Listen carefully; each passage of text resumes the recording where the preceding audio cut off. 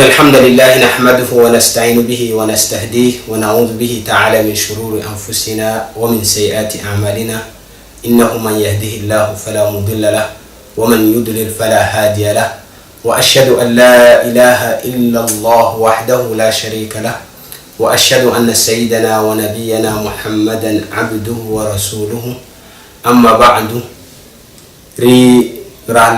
رنباف زي مناركن زو فندهرنا إزو إيتو دي مرحبا روريت أمني في ربانا هاتونا تنفنون إسلام كي لزانا من رو. السلام عليكم ورحمة الله وبركاته.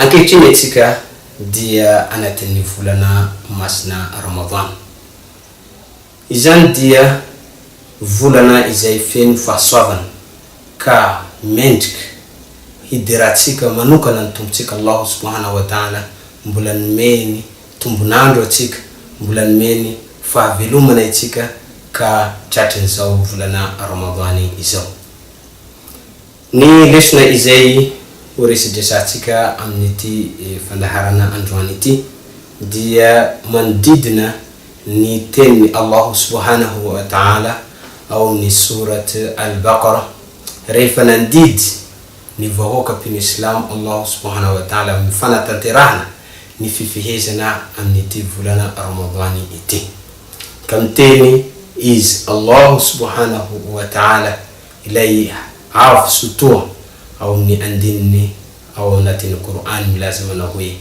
banda a'udhu billahi minash shaitani rrajim. Ya ayyuhalladhina amanu kutiba alaykumus siyam kama kutiba ala alladhina min qablikum la'allakum tattaqun. O yanarupin didina yanareu amni fifihezan tahaka ninandidina iriu vahoka teolu wanareu angamba yanareu hatat angamba yanareu hitanj raha ujirena mnifumba tsucha faranza itsucha yuandini masna yudia inempianduhana Allah subhanahu wa ta'ala dia mianzo ntika vahoka pin Islam amni anara na faran tsara injinji anara na faran menjka injinji sinantwene tika we oyenarumbe umbel sete indenjay Allah subhanahu wa ta'ala miato ntika we oyenarumbe ya ayuhan nas indenjay Allah subhanahu wa ta'ala miato ntika ya bani adam oyenaru taranakni adam فيتكس الله سبحانه وتعالى جميعا تنسيك يا أيها الذين آمنوا إذاني أنتو إذاني ديا أنتو إذاي فين فنجانا فين فتيابنا ستيا أمني إيمان أمني فنونا نوانتوني نيانتو ننسيك مش ديكا اللي بيزان زابتي إذاني ستيا rawote tika mtu inamni finuna izan finuna izan zai safid putik malalak ni diratika tauna tenzani finuna izan ka aurianzan dia tstuku ni handai tika fa hanuka tan suftika vya chane refa mahinunzani antu izan harakan volaza iri sahabati nabii sallallahu alayhi wasallam arihifa mahen ni andin au natin Qur'an midna niasu ajrewi ya ayyuhalladhina amanu jamsuka tansufni zero chatere from tunga zani antu zani ya ayyuhalladhina amanu dia baiko afya chani tunga aurena zani na yu baiko amni fana taterana zava cha anakrai na baiko amni fialana amzava cha anakrai zani baiko mni enjika anakurwa sami hafa izan dia takidan pin Islam mbahakatu afya chani anzani baiko izan kayetu Allah subhanahu wa ta'ala jamiatun sik ya ayyuhalladhina amanu yanarupin ni afansika mzefitona zanten we inani baiko na ritupu inan baiko na ritupu kautateranai seteti karawotaka auri nanzan baiko zan kambola mana na safidi hapa jefamiala afya chani mni mapinon sike chika mzefitona izai Allah subhanahu wa ta'ala mitin makas kanzani animni andini hafa animni surat al-Ahzab izmulazama we wama kana limu'minin wala mu'minatin idha qada Allah wa rasuluhu amran an yakuna lahumul khiyaratu min amri. Simendrika ny pino islam la na pino islam vavy rehefa tonga ny didiny Allah subhanahu wa ta'ala ka mbola hanana safidy hafa izy aorinany zany. Eto Allah subhanahu wa ta'ala ry ranabavy ry rahla miantso antsika o ianareo pino, kutiba alaikumus siyam, didina ianareo amin'ny fifehezana. Le fifehezana eto dia tiako hotsinjina bebe kokoa fa hoe rehefa miteny tsika fifehezana dia aoka tsy adikatsika amin'ny fifadian-kanina velively ny fifehezana. Ny fifehezana dia tsy midika ho fifadian-kanina ry havako malalako. Ny fifehezana dia ny vatana ray manontolo mifehy. Mifehy ny maso mba tsy hijery ireo zava-boarara. Mifehy ny sofina mba tsy hijery, mba tsy haino ireo zava-boarara. Mifehy ny fo sy ny saina mba tsy hieritreritra zavatra voarara.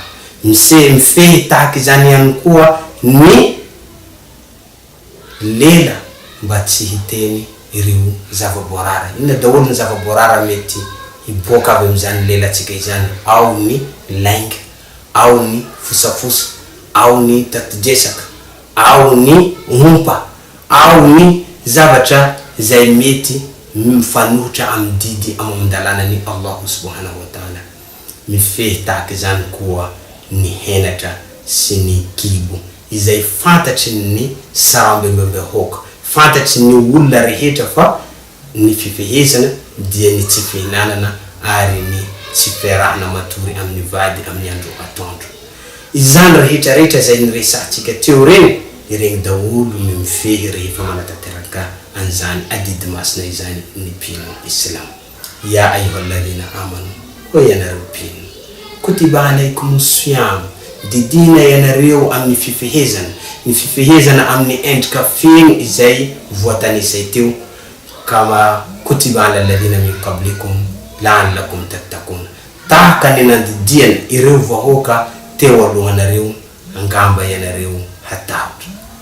Raha hojeretsika amin'ny fomba farany tsotra dia tsotra ihany koa ny teny Allah subhanahu wa ta'ala, kama kutiba alal ladhina min qablikum, tahaka ny nandidiana ireo vahoaka teo alohanareo. Raha vao mahatsapa ny olona anankiray fa hoe misy didy nampiharina aminy samrery dia ho hitany fa ohatrany mangidy, ohatrany mafy ny fanatanterahany an'izany adidy izany. Ka raha vao mahatsapa kosa izy nefany fa be dia be ny olona manatanteraka an'izany zavatra izany fa tsy izy irery ihany, dia hitany fa ohatra maivana dia maivana ny fanatanterahany an'izany didy izany. Ka eto Allah subhanahu wa ta'ala noho ny fitiavany antsika, noho ny fitiavany antsika mba hakatony didiny, dia nambarany avy hatrany fa io didy io baiko io tsy anareo ihany fa ireo vahoaka teo alohanareo ihany koa dia nididina amin'ny fanatanterahana an'izany didy masina izany. Kama kutiba alal ladhina min qablikum la'allakum tattaqun.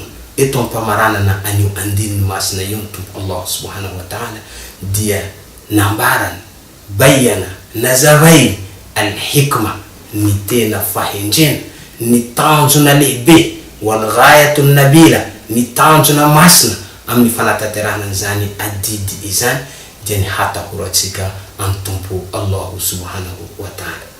Mazava ho azy fa raha ohatra manatanteraka ny fifehezana atsika, manatanteraka ny fifehezana amin'ny fitandrovana ireo lalàna rehetra mifehy an'izany fifehezana izany, dia tsy ampisalasalana ny ilazana fa tsy maintsy hiteraka fatahorana amintsika ny fanatanterahasika an'izany adidy masina izany. Atsika rehefa manatanteraka an'izany adidy izany dia tsy ny kibo ihany tsy mihinana, na ny fitaovam-pananana ihany no tsy miaraka amin'ny vady amin'ny andro atoandro, fa ny zavatra rehetra, ny membre rehetra, ny rantsana rehetra ao anatin'ny vatantsika dia manatanteraka an'izany fifehezana izany. Tsy mijery zava-boarara, tsy miheno zavatra voarara, tsy miteny zavatra voarara, tsy mieritreritra zavatra voarara. Ka raha voafehy ny olona anankiray ireo membre rehetra na ireo rantsana rehetra ao anatin'ny vatany, dia hahazo amin'izany fatahorana ani Allah subhanahu wa ta'ala izany ny olona anankiray. ny fifehezana izay tateratsika amin'ity volana Ramadany ity dia mampianatra antsika karazana toetra maro isan-karazany izay hahatonga antsika hahazo an'izany toetra mendrika izany, hahatonga antsika hahazo an'izany fatahorana ny Allah subhanahu wa ta'ala izany. Raha horentsika amin'ny endrika ohatra fotsiny ny fatahorana ny fananana faharetana ohatra dia endrika mety azahoantsika ny fatahorana ny Allah subhanahu wa ta'ala, satria ny fifehezana izay tanteratsika amin'ny volana Ramadan ity dia mampianatra antsika mba hanana an'izany faharetana izany. Mila manana faharetana, mila manana sabra, mila manana patience. Ny sabra amin'ny endrika maro, ao le sabra ala ta, ny fananatsika faharetana zany amin'ny fanatanterahana le didy amin'ny fanompoana.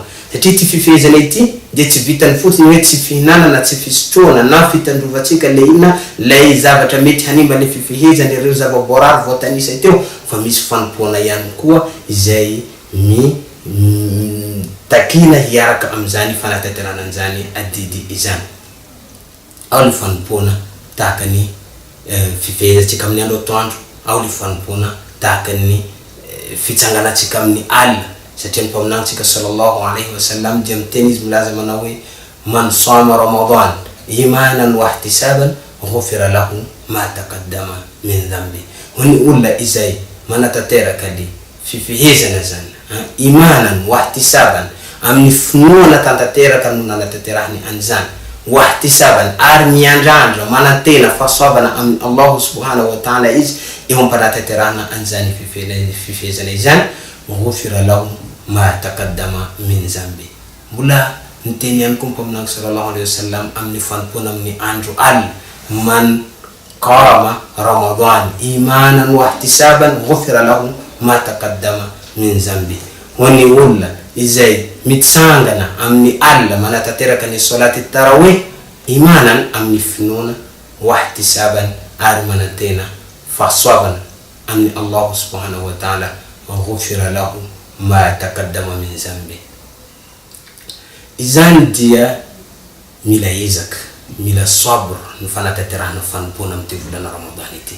Maro isan-karazany ireo karazana fanompoana, ny fitsanganana amin'ny alina, amin'ny sala, ny famakiana Qur'an, ny fanaovana azkar, ny famoahana sadakat, ny famangena ireo namana, ny fampisakafoanana olona amin'ny volana Ramadan. Endrika fanompoana daholo izany izay ilana sabr, ilana patience. Ao ihany koa le sabra amin'ny resaka fialana amin'ireo zavatra voarara, satria ireo zavatra voarara maro isan-karazany izay nanjarany finoana Islam antsika, raha ohatra tsy tandrovatsika izany amin'ny fanatanterahana an'ilay fifehezana dia herim-po verimaina fotsiny ny ezaka rehetra izay ataotsika.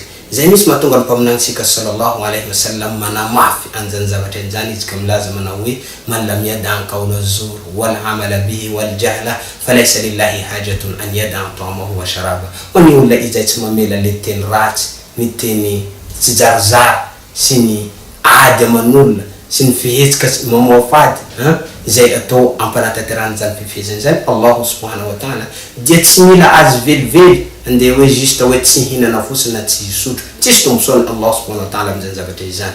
Ka nohon' izany eto ampanatanterahana le fifehezana atsika dia mila sabr, mila patience zany amin'ny fanatanterahana le fanompoana, ary mila patience ihany koa amin'ny fialana ireo zavatra voarara. Karaha voatsay toetra anankiray, mbola toetra anankiray ihany ny voalazantsika eto resaka sabra zany izay takina amin'ny fanatanterahana an'izany fifehezana izany. Raha ohatra mana sabra ny olo anankiray dia automatique miteraka fatahorana ani Allah subhanahu wa ta'ala izany zavatra izany. Insha Allah subhanahu wa ta'ala ny fotoana mo fo dia fo ka mbola hotoizatsika amin'ny darsa manaraka ireo karazana endrika maneho ny fatahoratsika ny Allah subhanahu wa ta'ala zay hoadotsika amin'ny alalan'ny fanatanterahasika an'izany adidy masina izany, amin'ny alalan'ny fanatanterahasika an'izany fifehezana izany, satria raha tena tanterahasika amin'ny adabo, amin'ny fomba rehetra izay takina amin'ny mpino Islam eo ampanatanterahana an'izany fifehezana izay tanterahasika dia hoadotsika le taqwa, le fatahorana izay namafisiny Allah subhanahu wa ta'ala amin'ny andininy izay novakitsika teo ka eto zany dia mametraka ny veloma finaritra ho anareo rehetra izay nanaraka an'izao fandaharana izao amin'ny manaraka mbola ho toizatsika izay famelabelarana izay insha Allah subhanahu wa ta'ala. Wassalamu alaikum wa rahmatullahi wa barakatuh.